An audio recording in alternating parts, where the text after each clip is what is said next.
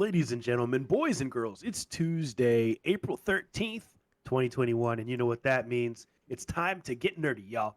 Welcome to episode number 184 of Two Nerds in a Pod, nerdiest video game podcast on podcast services.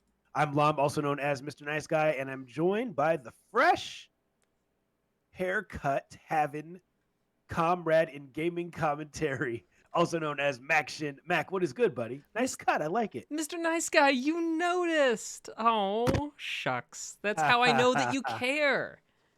How's it feel to have a fresh cut, man? It, Quarantine has had a lot of us growing out our hair mhm. unnecessarily. How does it feel It to be feels fresh? nice. Feels nice to have a fresh cut. It feels good, you know? It really does.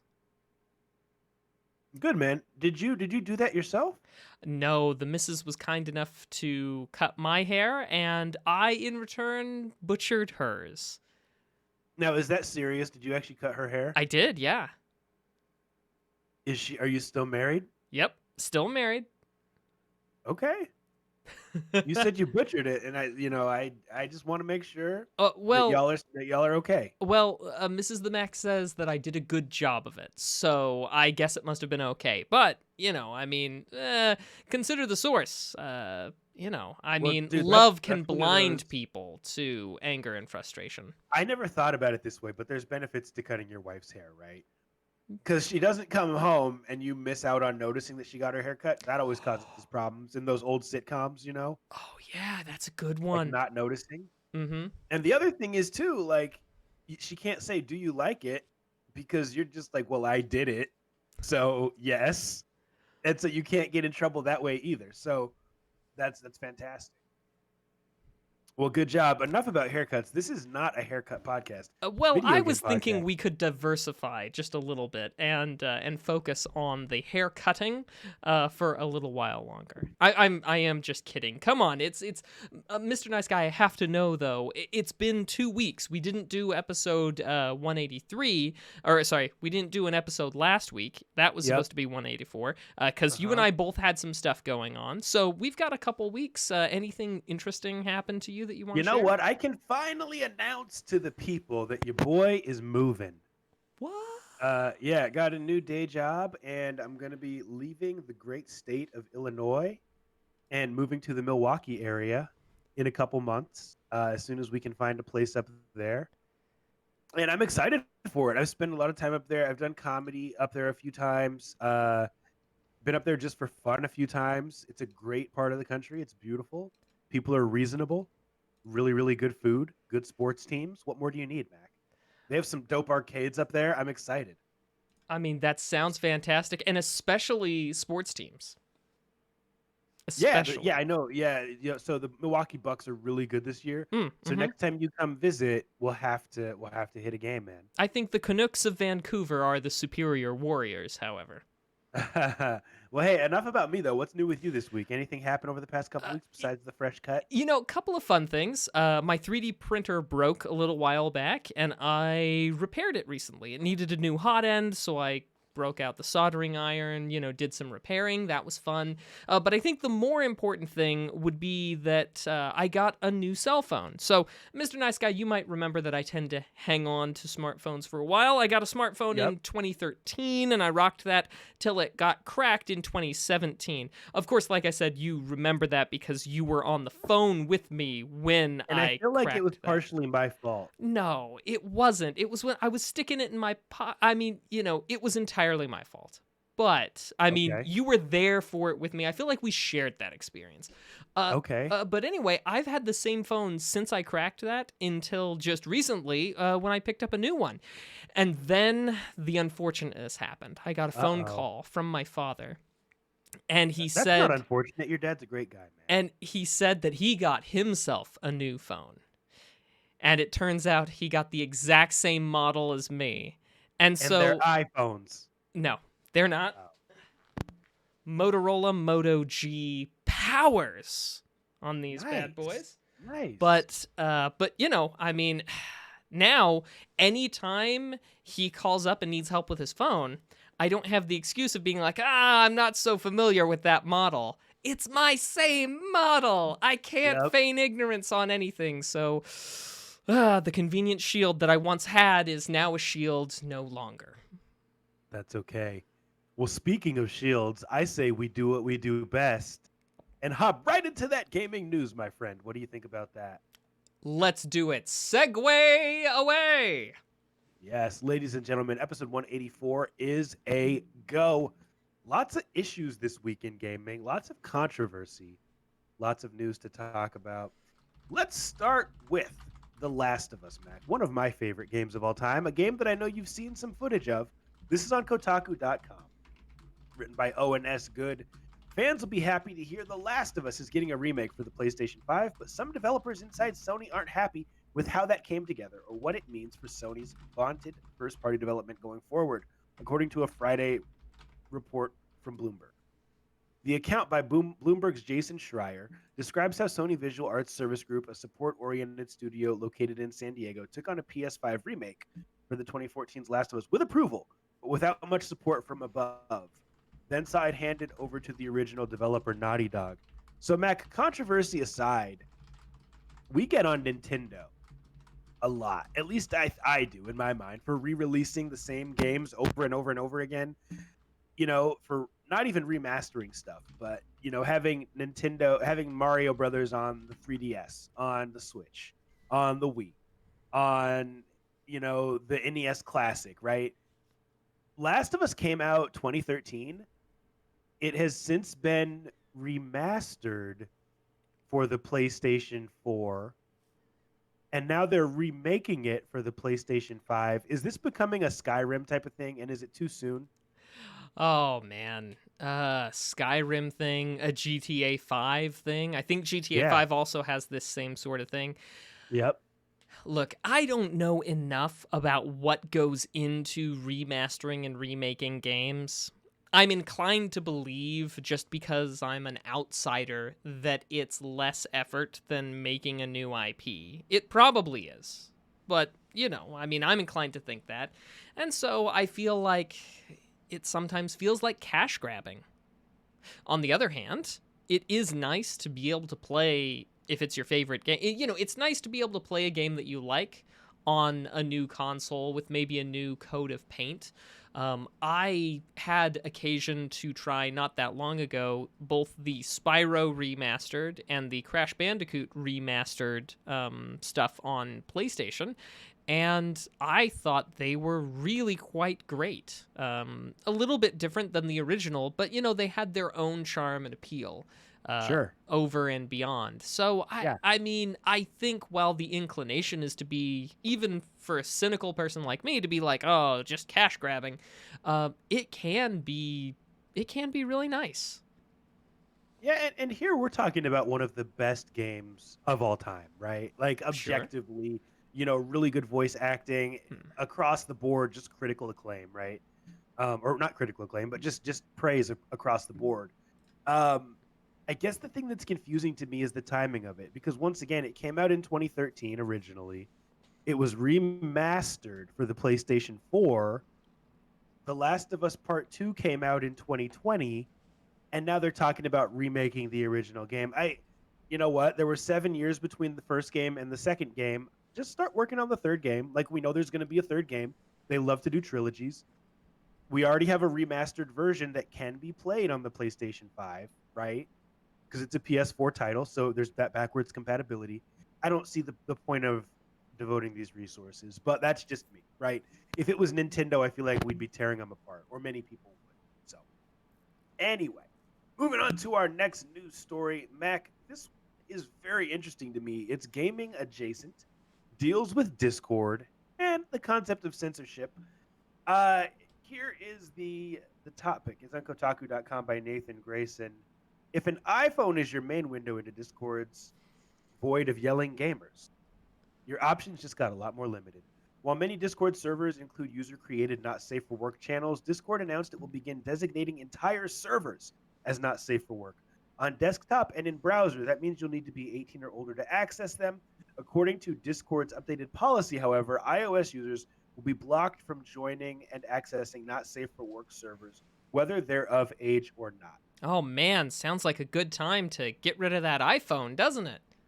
I mean, I guess if an iPhone is the only way you have to use Discord, like I'm chatting with you right now and I'm not using Discord Oh, it's or using my true. my iPhone. But I mean, like, So, you would like to chat with me during the middle of the day on Discord. Communicate with your people on Discord, right? We've got ourselves a little server to chat with people who like this show. Hmm? but is it not safe for work? Well, I mean, ours is safe for work, but I mean, do you really want to limit yourself like that? I don't know. And that's why we're talking about it. So, Mac, your Hmm. opinion is very clear, but I guess this brings up two issues. Number one, the whole concept of not safe for work requiring people to be 18, is Mm-hmm. that really a thing? Because I could see where there are things that are not safe for work that are completely fine for a 17-year-old, 16-year-old, 13-year-old, right? But they're Sure. just not okay in the workplace, right? Are we Yeah. in agreement on that? Oh yeah, absolutely. But I mean, to be fair, what most workplaces do in an I guess in an effort to try and ensure cybersecurity is like don't do anything whatsoever on the computer without it being directly linked to business.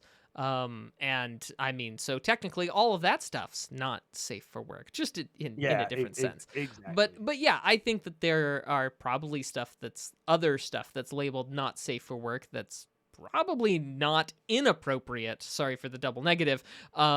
For 17-year-olds. Right. Well, and okay, so we're in agreement on that. But I guess my other question is like Question two. it's very strange to me that Apple, or not even Apple, but iOS devices. So that's not just iPhones. That's iPads. Um, that may even include Macs. I don't know. Um, obviously watches, right? All that stuff within their whole ecosystem.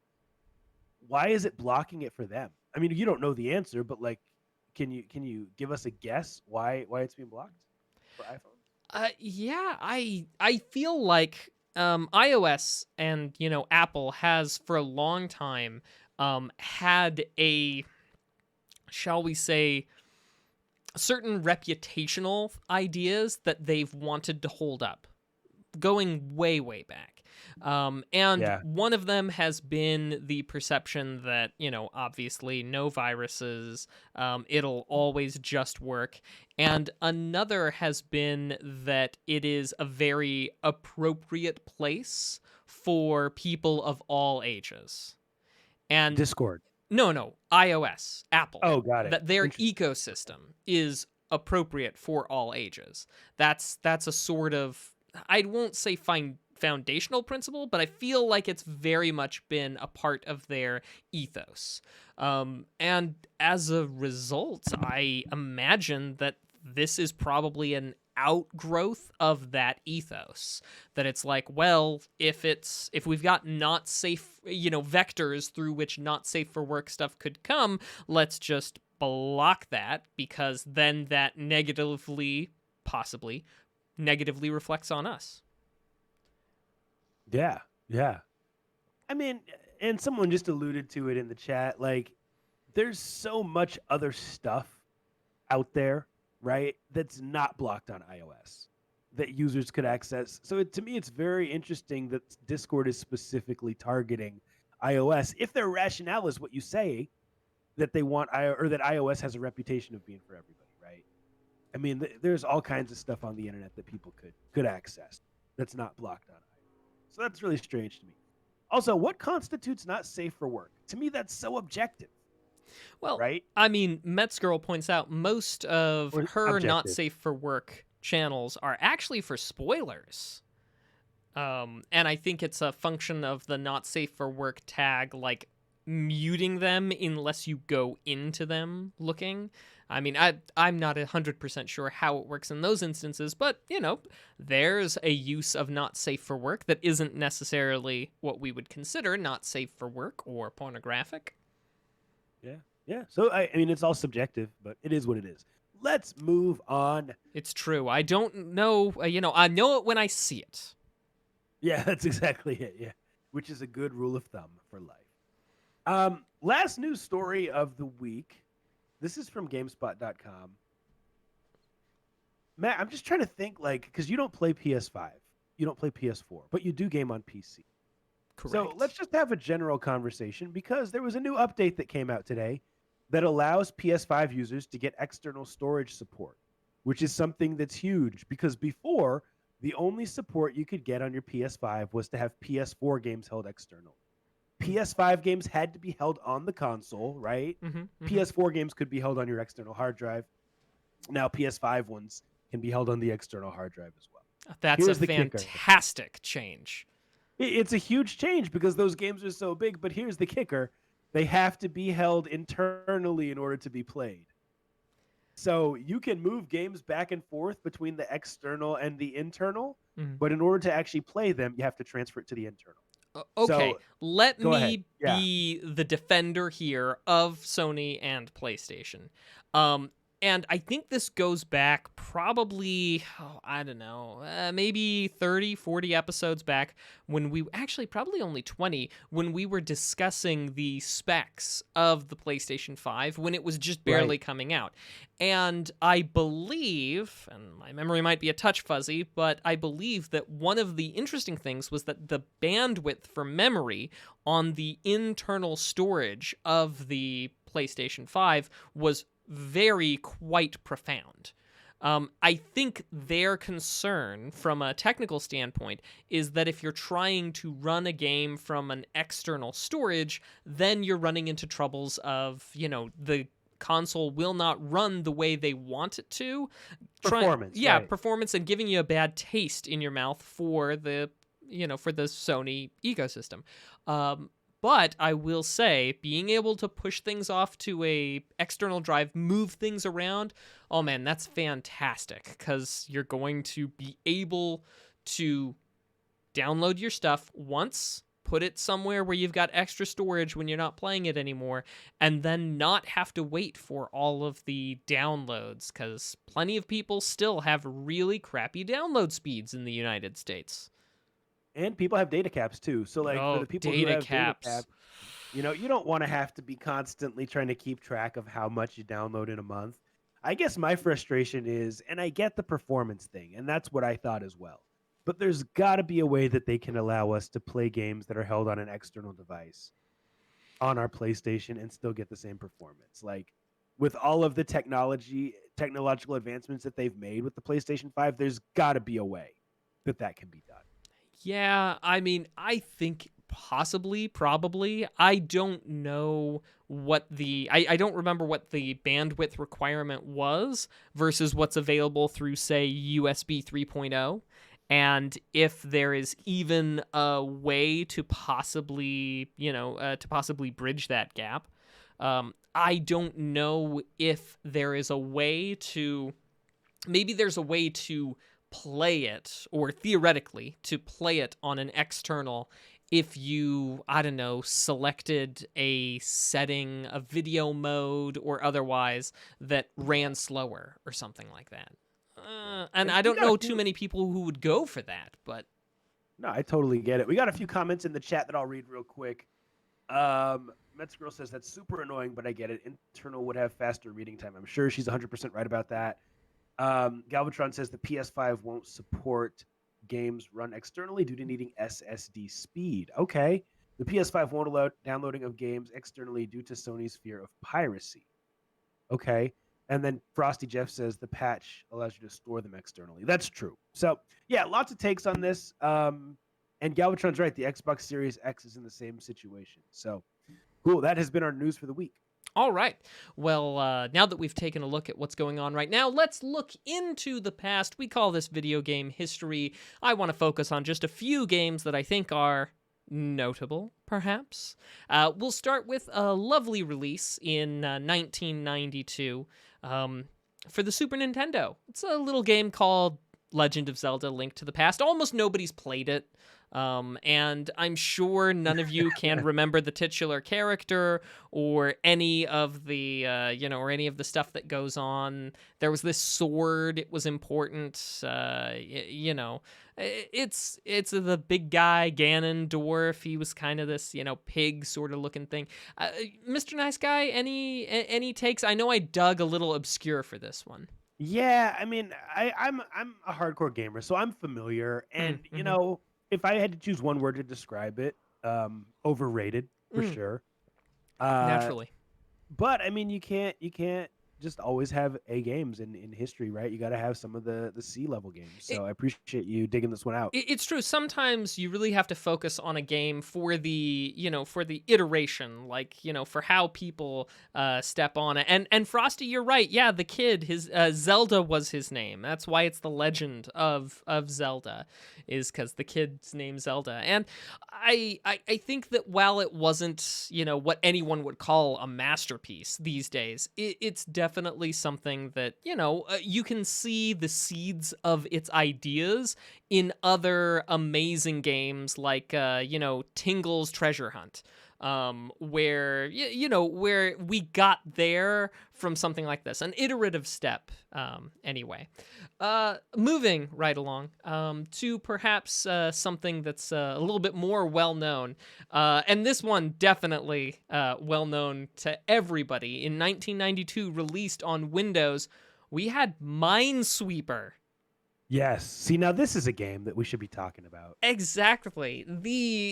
Not quite the original waste time at work game, but because of its status of being, if I recall properly, pre-installed with every single copy, it had distribution far and wide. Everybody of a certain age, of a certain vintage, rather, has experienced Minesweeper. And and I think for many of us, it has a place in your heart, and maybe that place in your heart is born out of anger and frustration at a slow day, or nothing else to do, or the why oh why didn't I bring a book? But Minesweeper's there. It occupies a place.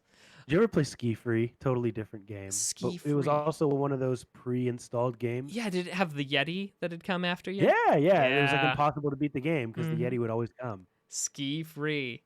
And Metzgerl does point that it was used to help people to learn how to use a mouse. You know, right click to plant those flag, or sorry, left. Hang on. Right click to Right plant the click to plant flags. the flags. Yep. Left click to reveal. So yeah. Um, let's see. Moving right along. Released in 2005 for the original Xbox, Jade Empire. A BioWare game. Of course, BioWare in this particular sphere is probably better known for its release of Knights of the Old Republic. But Jade Empire certainly took a lot of cues from that, and I think in some ways winds up being maybe a little bit better than Knights of the Old Republic, but it explores it in its own in its own IP. It's not, tied into Star Wars. It's more Legend of the Five Rings in style. And then just last one I wanted to hit real quickly here. Oh, and if you liked Jade Empire, you can buy it like on Steam if you don't want to dust off the old original Xbox and the discs. Anyway, and then released in 2013 for the PC, a game called Evoland. All right, so Evoland was this game that was meant to be a love letter to the evolution of video games. And it did so by being a little bit tongue in cheek. You would unlock more game mechanics, but the mechanics that you unlocked as time went on went along with the development of video games. So eventually you would unlock a 3D. So the game would go from being 2D to being 3D, and you would play Okay. through these levels in 3 dimensions. You Yep. would unlock pre-rendered backgrounds, and so then the pre-rendered backgrounds, they would look more like a Final Fantasy game for the PlayStation. You actually even unlocked, it was sort of a tongue-in-cheek thing, but at one point you got CD loading times, and every screen you would go, it would be like loading and have that little bar and such. Until, of course, you got the unlock for fast load times and such. So it's one of those things where it really follows kind of I mean, it's a basic story, but the important thing is the technical movement through video games. So, Evoland, it's a good one. It'll burn a couple of hours to play through, but it's more fun as just an appreciation of where we were and how we got to kind of where we are now. Anyway, I didn't want to spend too much time on game history because I have got a doozy of illegalese today. So we will. I'll leave it there for video game history this week. Cool. Well, I've got kind of a doozy for a topic of the week where we talk about something relevant in gaming and give our opinion on it. Mac, this is about the platform that we are on right now, known as Twitch. I got an email from Twitch as a Twitch affiliate this week that talked about some changes to their terms of service, and this article talks about it. Mac, is this your thing for later? No, I debated about this one, but I thought, nah, bigger fish to fry. Not to distract from Yeah, the topic no, of the week, no. but I'm so glad that I didn't because, yeah, let's do it, man.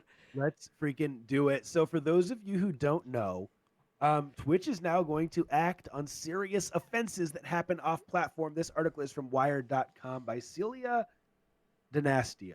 We'll read a little bit of it. Twitch is finally coming to terms with its responsibility as a king-making micro-celebrity machine, not just a service or a platform. Today, the Amazon-owned company announced a formal and public policy for investigating streamers' serious indiscretions in real life or on services like Discord or Twitter. Last June, dozens of women came forward with allegations of sexual misconduct against prominent video game streamers on Twitch, on Twitter, and other social media. They shared harrowing experiences of streamers leveraging their relative renown to push boundaries, resulting in serious personal and professional harm. Twitch would eventually ban or suspend several accused streamers, a couple of whom were partnered or able to receive money through Twitch subscriptions. At the same time, Twitch's Me Too movement sparked larger questions about what responsibility the service has for the actions of its most visible users, both on and off stream. So, Mac, part of what made me interested in this is one of my favorite streamers. I won't even say that. A streamer who I watch on occasion tweeted something out. He said, I just got an email from Twitch. I am going to be streaming on YouTube tomorrow. My Twitch stream is canceled, or something like that, right? Mm-hmm. And I was like, what is this? So I was looking through the comments, and people were saying everyone who's an affiliate got this email. So I went and looked Mm-hmm. at the Mm-hmm. email. It basically talked about this, right? Yeah. People who do things off Twitch can be punished now. Mm-hmm. What do you think, man? Is this going too far? Is this part of being an employee for a company? Like, what's your take? Well, I mean, you know me. I've read the terms and service, as uninteresting and unfun as that is. And you've always agreed to let them basically kick you for any reason or no reason whatsoever. And I will say that I always appreciate when rules are more spelled out. Because the more information we have, the better we can make our decisions, right? Is it a good thing? I think the operating idea here is a problem that needed to be addressed, right? What are you going to do about people who have some semblance of power, like you were saying, through Twitch, some status and celebrity, and maybe they're not, breaking terms of service on the service, but they are doing stuff that would be unapproved off of the service. I mean, what responsibility does Twitch have? Not just to the rest of the users, but to stop such things. And dude, this is a tough question. I don't have a good answer. It is. Yeah, I mean, well, here's the thing. Some would say this is cancel culture, right? They'd say this is a witch hunt. And I think that's why there are some people who are choosing to leave Twitch and go to YouTube, because YouTube doesn't have these types of rules. I think part of it is that YouTube is just too big. There's everyone has a YouTube channel, right? Like literally everyone has a YouTube channel. So the premise of saying YouTube is going to police its users off of YouTube is just unfathomable, right? Well, but also the premise of saying that Twitch is going to police its users offside of Twitch is also fairly unfathomable as well. It's I mean, I don't know Yeah. how many fewer users there are of Twitch, or I should say fewer streamers on Twitch than there are on YouTube. I imagine it's a significant margin, but still, there's no way that Twitch even has the number of people necessary to keep track on bad actors as is. Yeah, I mean, I don't know. It raises an interesting question. I mean, let's think about someone who's on Twitch, but they're playing a character, right? Like Doctor Disrespect. Not saying I'm a fan or I'm not a fan, but he was on Twitch for a long time, right? Let's say that he does something out of character off stream, right? That violates the terms of service. Hmm. Are we judging him based on the character he plays on Twitch, or are we judging him based on his real identity? Like that's where it gets really interesting. You know what I mean? Hmm. So I don't know. I will say I'm a fan of anything that protects people, especially when it comes to, as this article was talking about, issues of sexual misconduct and physical abuse. Like that stuff needs to be shut down, right? Hmm. Um, and so if someone is doing that off of Twitch and they're a Twitch partner, I absolutely think that there should be an investigation, and I absolutely think there should be consequences. Well, It I applies mean, to it applies mhm, to professional athletes, right? sure. It applies to executives. It applies to anyone, and so I think that in that sense it should. Now, the one thing I'll say, and Mac, I want to hear what you have to say. I think where I draw the line is if people are doing things that are illegal, right? Like if someone's doing something that is illegal off of Twitch, then yes, investigate that. But if someone is doing something that is maybe a little bit of a moral gray area, I don't think that we need to be witch hunting people for that stuff. Now, like sexual misconduct, illegal, right? That Hmm. yes, but other stuff, I don't know. I think it should be on a case by case. And I think this is one of those cases where I don't think what Twitch is gearing up to do is to be the conduct police, because like I said, they just don't have the staff in order to become the conduct police of stuff not active. Heck, they don't even have enough staff to be conduct police of the stuff actively streaming on their service right now in this moment. They rely heavily on people reporting the misconduct in order for them to, be alerted and take action. And I think this is really just a situation where they are reacting to the problems that they've run into, trying to get rid of people, having a justification to get rid of these people who are doing stuff like the ones that, well, like the news stories that have brought this to a head. I don't think it's going Yeah. to appreciably change much of anything. I certainly hope it doesn't change all that much, but I mean, Yeah. yeah, I think if it gives them the ability to shut something bad down, of course, and now you have to ask yourself, is it ever going to be used improperly? And if so, what recourse do you have as someone who's had it levied improperly against you? And in the current case, that is run to YouTube and stream on YouTube. And maybe there are some other smaller streaming services out there, but at least you've got one other option as opposed to no other option. It's not Yeah. great, but I'm glad that there is an other option in the off chance that somebody gets the ban hammer that was maybe undeserved. Yeah. Couple comments in the chat before we wrap up. Galvatron says, I have no problem with this. I know for a fact that if I get caught drunk driving or storming the Capitol, my company will show me the door as they should. That's a good point. Mets Girl says, seems like it's more for the covering of butts when people are behaving poorly, and it gives them something to point to say people are misbehaving. Yeah, I think those are all valid Yeah. points. I won't read all the comments, but thank you so much for your insight. That has been our topic of the week. All right, well, now we turn to kick or kickstart. You know how this game is played. I'm going to put a link in the chat to a Kickstarter, to a crowdfunding project that's trying to get off the ground. We're going to discuss it live for the first time, talk about some of the virtues and the vices, and at the end, say whether or not we think this should be kicked out of here or whether it should be kick-started. And we encourage you both here and listening to this podcast after the fact to let us know what you think. All right. This is a little game called Ghosts. Okay. Let's start with some of the most important details. They're looking for $226,000 to bring this game to life. It's a $21 minimum buy-in for a digital copy of the game for PC and Xbox, PlayStation, or Switch. So why would you get this game? Well, if you happen to be a fan of games like Night Trap, Phantasmagoria, and The Seventh Guest, this might appeal to you.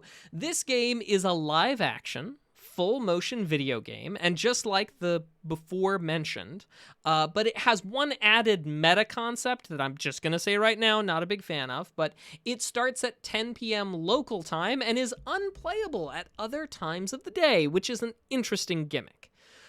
So why would we have these gimmicks? Why would it be interesting? Why have a full-motion video game? Well, it goes back to the concept that they're going for here. The story is that you are a producer of a television show called Ghosts. You're in a van outside of a haunted place with a crew of 5 women who are your ghost hunters out to do whatever it is ghost hunters do, okay? Now, from your command center outside, you get to show what's going on, and I'll just quote it right here. Quote, "You are the outside broadcast producer in charge of what is shown to the viewers at home who have remained loyal to the show throughout the years. This show is live, so you have to think on your feet and react to every moment to keep things interesting. In front of you will be all of the camera feeds streaming from the cameras installed in the most haunted location in London, as well as heart rate monitors and so on. You'll need to splice up the live show. You'll also have various documents, videos, and such collected through the years from this that you'll need to decipher to help you understand the situation inside. Perhaps something you discover will help stop the horrifying events from unfolding, because at its heart, it is a horror game, and similar to how Night Trap was, your goal is to try and keep the ghost hunters inside alive from whatever various supernatural horrors await them. And yeah, that's Ghosts. Mr. Nice Guy, some penny for your thoughts, quarter for your insights. So I've really got to make sure I understand what this is. Yep. So it's live action. It full motion video, live action in the sense that it's like, video camera on Mr. Nice Guy. Yeah. Okay, got it. But and it's only play. Yeah, but it's meant to evoke the idea of a live thing happening in real time, and that you're supposed to do it. Now, Mets Girl throws something out in the chat here that I do want to hop on. She says, sometimes there's a reason something's not been done before, because it's dumb. And I will point out that with the exception of the 10 o'clock thing, Night Trap is actually a game that did this as well. This is kind of the idea of Night Trap. It was you had the control center of the house, and you were essentially springing traps on the baddies to save the people inside. And it was recorded. It was happening in real time, and you could essentially, keep them alive if you were paying attention, flipping through the security camera channels and such, and activating traps for the baddies at the right time. Consider a little bit of Home Alone style, but you were the one springing it.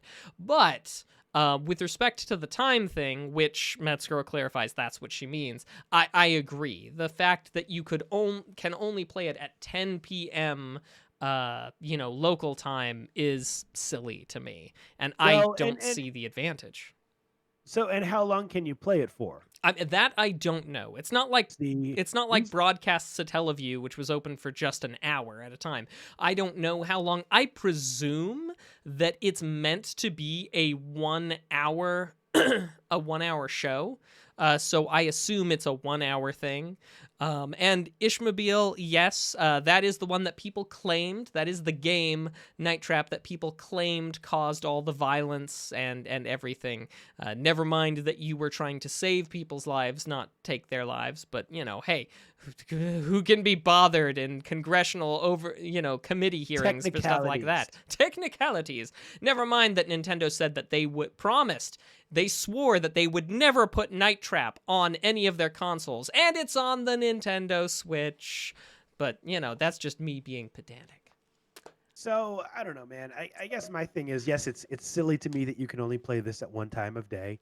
Although I remember playing a game back in the day. I think it was Carmen Sandiego on AOL a long, long time ago when the internet was new, and you Mm-hmm. had to log in at certain times to do things, right? Mm-hmm. That's not so different than a timed event in Destiny 2, or timed event in any other game. Like, this kind of stuff happens in gaming, but for the whole game to be locked down except for 1 hour a day is a little bit absurd. It also makes me question how much replayability there would be if this is a 1 hour experience, or Mm-hmm. does it change every time you play? Well, that's the thing. We don't have enough. We don't have enough information, even based on what they're saying so far. We don't. But presumably, presumably it's filmed. Once, maybe twice. I could see you having a couple different situations or scenarios, but even then it would still be much more limited than many others, because you would have to have the whole of the thing, the whole of person A's camera crew experience Exactly. recorded for the whole hour. So yeah, it will likely be limited. I suspect the replayability will not be high.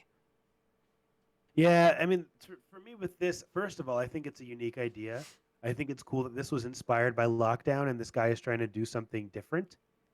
But there's too many unknowns, and to me, that's a big red flag. Yeah. That's what I'll say. I mean, I know that if only there was a way that we could get all these unknowns shown, if only there was a way for us to experience, try it out, what I'm getting at is a playable demo would really answer a lot of these questions.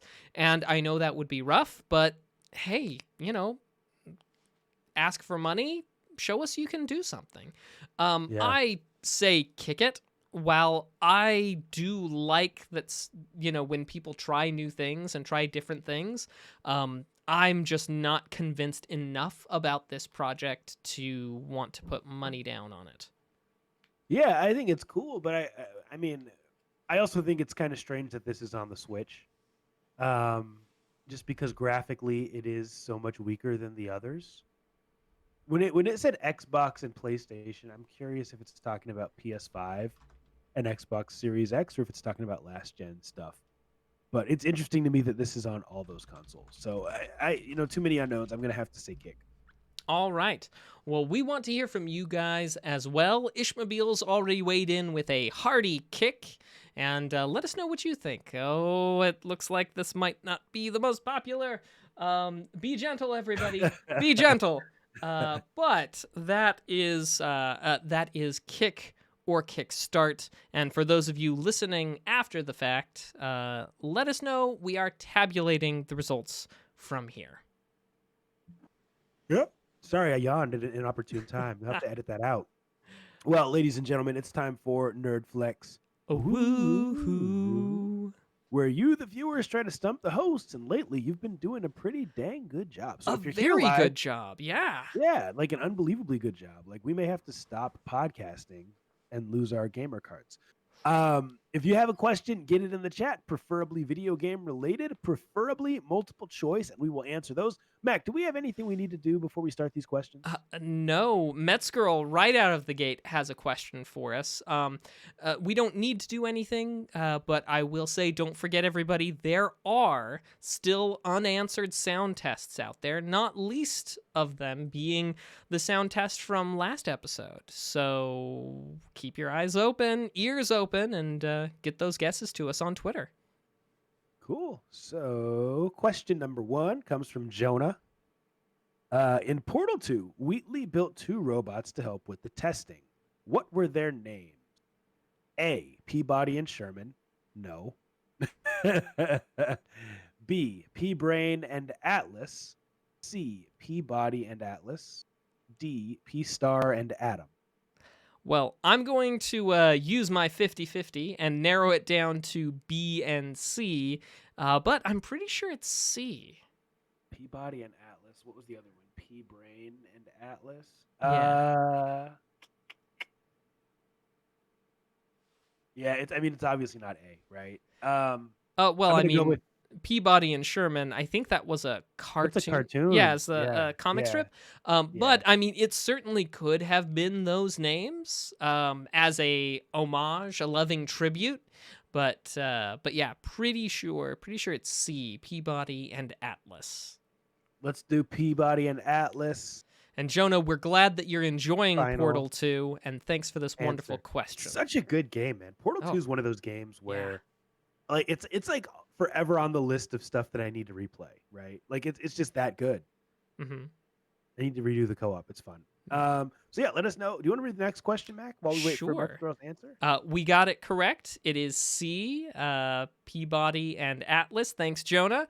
Now moving on, we've got a question from Galvatron. This one's a true or false. So 50-50, which means you and I have to be of one accord on this. The question is, Capcom made an arcade wrestling game starring one of the characters from Final Fight. Now, does that sound true or false to you? I'm just distracted by the fact that Ish Mobile admitted he has never played a Portal game. Ishmobile, And he's we'll a fix that. gamer. He's a Mm-hmm. gamer. Mm-hmm. Orange Box, baby. Anyway, all right. Capcom made an arcade wrestling game starring one of the characters from Final Fight. That seems like too specific to be false. I'm inclined to say true as well. However, the problem is I can't think of any of the people from Final Fight. I can't think of any of the names, but I can like see them. Like when I close my eyes, I can see them at night. They come to me, and I feel like it seems pretty reasonable. So Yeah, I'm gonna say true. yeah, I'm gonna go with true as well. So that's our final answer. Galvatron, let us know whether it was true or whether it was false. And so we have a time for our question number 3. We'll give you guys a second to get one in. Otherwise, we will turn to our old reliable Yeah, I've got it test pulled bank. up. So real quick, True. Galvatron says true. It was the game Saturday Night Slam Masters, and it was probably the wrestling dude with the suspenders, I suspect. Yeah. Maybe we'll just keep it moving with a question from the test bank for the sake of Sure. time. I want to hear your legalese. So here is the question from the test bank. It's a red question, which means it's a tough one. Nintendo.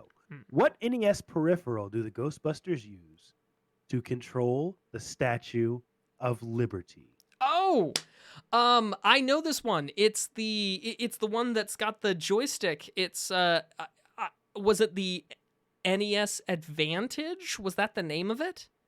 Oh, if it's the joystick, then yes. Yeah, because your love keeps lifting me higher as they're piloting the Statue of Liberty in. Dude, I do not know what you're talking about. No, that's the song. Because that's the way that it works. They've got the positively charged energy, right? And then like they establish that by playing music in Ghostbusters 2, it'll cause the slime to move. And so they plug the NES Advantage into the Statue of Liberty in order to pilot the Statue of Liberty to the museum downtown. I mean, with an explanation like that, I'm just inclined to agree with you. Okay. Sure. So let's see what the answer is. The NES Advantage. 3 for 3 this week. Yeah, Thanks, everybody. Fantastic questions. And it's nice to get them right every so often. Yeah, that's been Nerdflex. Let's keep it moving. All right, we'll keep it moving with a little bit of legalese. All right, big stuff going on at the Supreme Court. We're talking Oracle v. Google.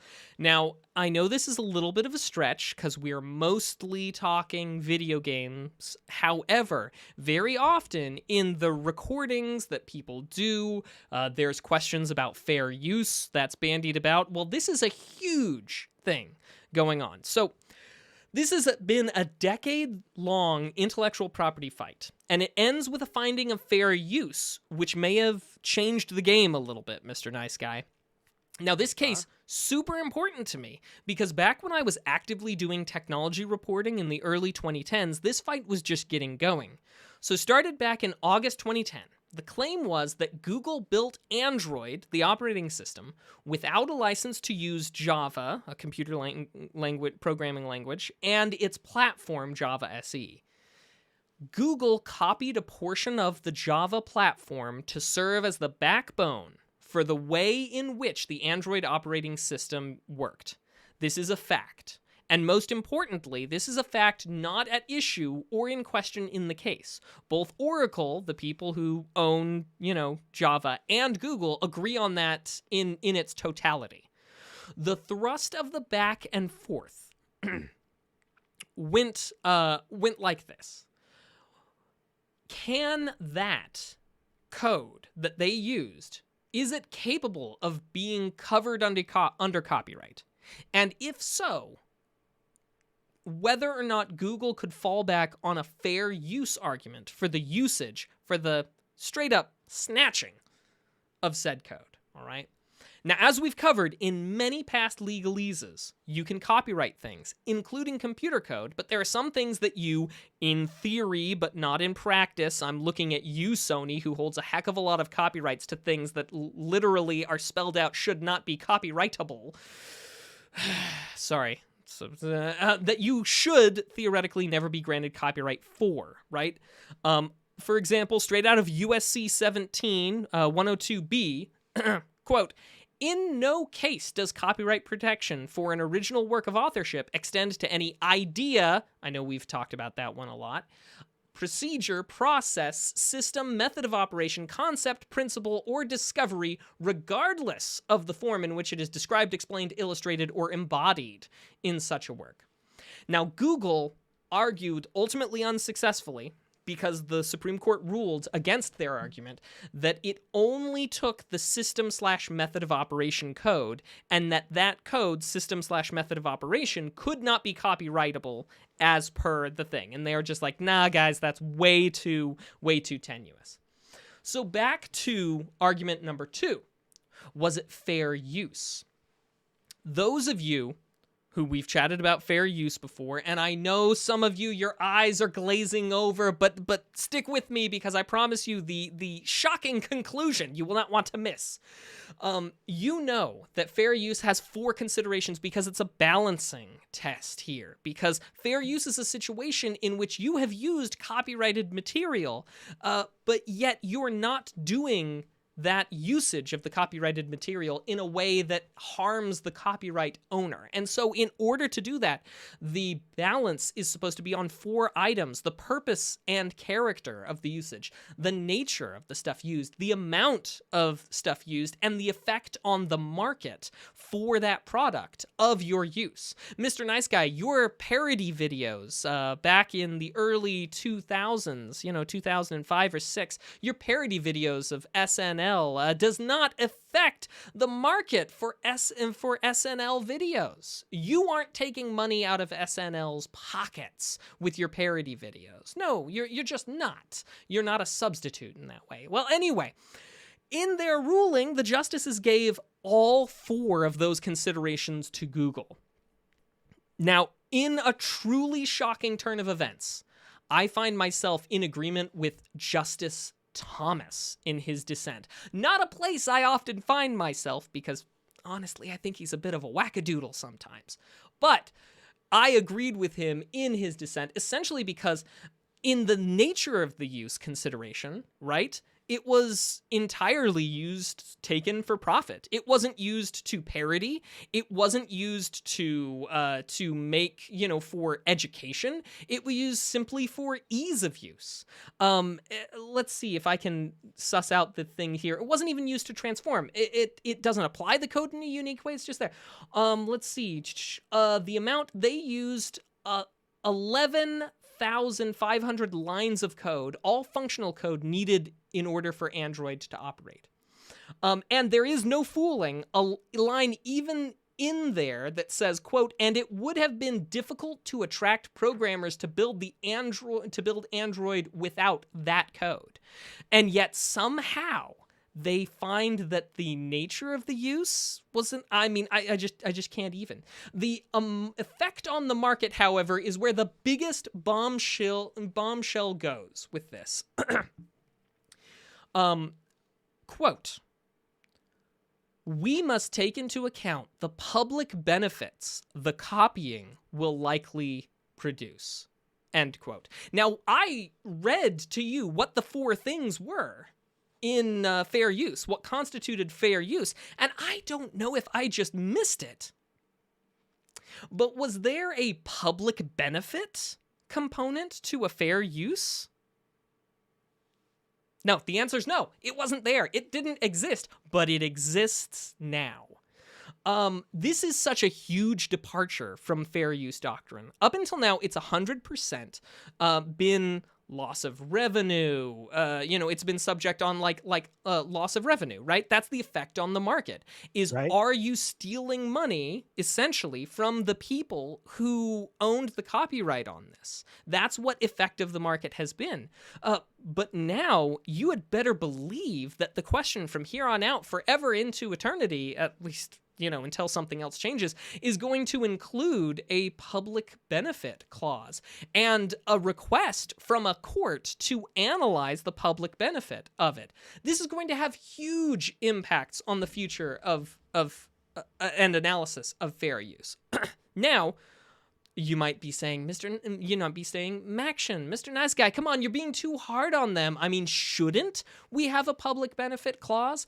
I'm like, maybe, but whether or not we should have a public benefit clause doesn't mean that we need to invent the concept of a public benefit clause from whole cloth at the Supreme Court level. And this is one of those ways in which I shared ground with Thomas on this one. So yeah, I know that was dry, but you're going to see a lot of changes in fair use as a result of Oracle v. Google, and because so much of what we do, video game related, both as consumers and streamers, is all fair use related. This is a fundamental change to fair use that we're going to have going forward that is going to impact all of us who stream on the internet in the future going forward. So important. And yeah, that's just been some legalese. Nice. Love it. Love it. Well, ladies and gentlemen, that has been our show. Thanks for tuning in to episode number 180 of Two Nerds in a Pod. Before we go, we have one last segment called What We've Been Watching and What We've Been Playing. And it's self-explanatory. If you're here live, you have a job to do. Let us know in the chat the cool stuff you've been watching and the cool stuff you've been playing. Mac, how about you, man? What you been into this week? Oh, dude, I've had some good ones. As for playing games, I've been playing some Chasm, some Nice. Strider on the NES. I've played Avatar: The Last Airbender. It was a game for the Game Boy Advance that I actually stumbled across, and it's pretty nice. And I played some D&D this last Saturday with some absolute legends. Ooh. I don't know if I'm cleared to spill the beans yet, but it was fantastic. As for Nice. watching though, Mrs. the Mac and we've been watching Falcon and the Winter Soldier. Yes. We watched a movie called Snatch from 2000. From 2000, and That Nicolas Cage? Brad Pitt? no, it's Brad Pitt though. Yeah, Brad Pitt. Yeah. Yeah. And a movie called Memento, starring Guy Pearce. So, yeah. Oh, Nice. So y'all, hey, I've been told I can spill the beans. So I played a D&D game with the absolute legends over at Beholder's Eye, the Beholder's Eye podcast. It's gonna be lit. it's gonna be fire. When does that come out? Mhm. And where can we find it? Apparently April, says Mets Girl. So Beholder's This Eye, month? Beholder's Eye podcast. Yeah, man, I didn't expect it'd be turning around that quickly, but hey. Everybody go subscribe and check out Beholder's Eye. Friend of the show, Mets Girl, is a big Mm-hmm. part of that. You should check it out. So are you DMing that or were you playing? Well, okay. So, I was originally going to be DMing that for the crew, but then there were some scheduling issues. So instead, I got to be a player while one of them DM'd, and I get to DM a thing. It's great. I get the best of all Well, yeah. worlds. It's fantastic.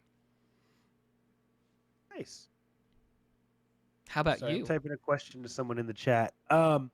So I watched Falcon and Winter Soldier as well. Are you all caught up? No, I'm not. Okay. Dang it, dude. I won't say anything. I really like the show. I'll just say that. Watching The Walking Dead. Also, I've been watching Invincible. Is anyone else here watching Invincible, or is it just me? Sounds like it's Because just you. It's fantastic, you guys. Like objectively, like if you're watching this, you would like Invincible, right?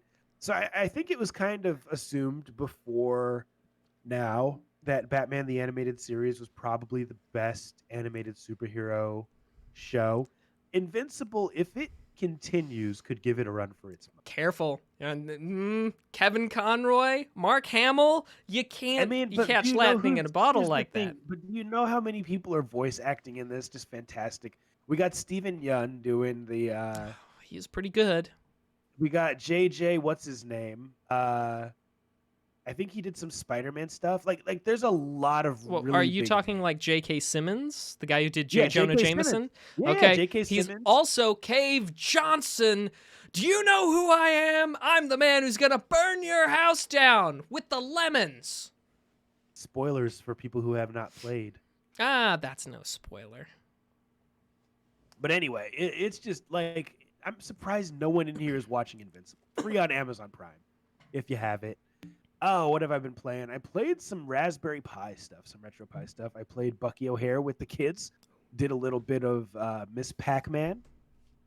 And what else have I been doing? Oh, always doing the Call of Duty thing. Always doing the Assassin's Creed Valhalla. And let's just leave it at that because we got a lot of stuff in the chat, Mac. Why don't we read that? We do. I'll hop in on the watching. Mets girls watching Falcon and the Winter Soldier, The Good Place, and Stargate SG-1. Solid choices. Let's see. A.R. Wilson's been watching live streams, YouTube videos, and some NBA games. Ishmobile is watching Jurassic Park. Galvatron's watching Godzilla vs. Kong. Mortal Kombat, Scorpion's Revenge. Falcon, of course. Samurai Jack. And let's see, what else? Uncle Ruckus is watching The Sopranos, Entourage, Mickey Mouse Clubhouse. That's an interesting. One of these things is not like the other. Wait, who's watching that? Uncle Ruckus is watching Mickey Mouse's Clubhouse. Okay, fair. Buster Rydon says that Paramount Plus has all the old school Nickelodeon shows, and he binge watched Legends of the Hidden Temple with the family. Nice. Bennis was telling me that earlier Yeah. this week. Yeah. So, but that's what people Cool. are watching. Nice. Ish Mobile has been playing Vivecraft, which he has told me is really cool. It's Minecraft in virtual reality, which I think I may need to check out. Let's see. Buster Rydon's playing Pac-Man 99. As we all know, Mario 35 is gone, and they added Pac-Man 99 instead, which is a battle royale on the Nintendo Switch. I need to try it out. Sorry, I'm trying to scroll through what people are watching and playing. Uncle Ruckus is playing Satisfactory Update 4 and Call of Duty Cold War. You didn't play it with me, though. You've been playing Zombies without me, bro. He's also playing Valheim. Metzgro's playing D&D, Stardew Valley, and Minecraft. Galvatron's playing Resident Evil Biohazard in VR. Nice. On on PlayStation, or where are you playing that at? Borderlands 3, Ghost Runner, Forgotten Anne, Yakuza Like a Dragon, and Mortal Kombat 11. Oh, and Buster Rydon's also playing Horizon Zero Dawn. as well. And that is it. Mac, why don't you take us home, buddy? Fantastic. Thanks everybody for joining us, for being a part of episode 184 of Two Nerds in a Pod. Y'all are the best. It's great to have you here on Tuesdays with us to not just give your feedback and share with us what you're watching and what you're playing, but also to give your opinions on the news of the day and the topics. We appreciate you being here and hope that you'll join us each Tuesday at 8 p.m. Mountain, 9 p.m. Central here at twitch.tv/Two Nerds in a Pod, the nerdiest gaming podcast in the galaxy, of course. And naturally, also listen to and share the podcast on any of the platforms of your choice. Keep it nerdy, everyone, and be excellent to each other. See ya. Bye.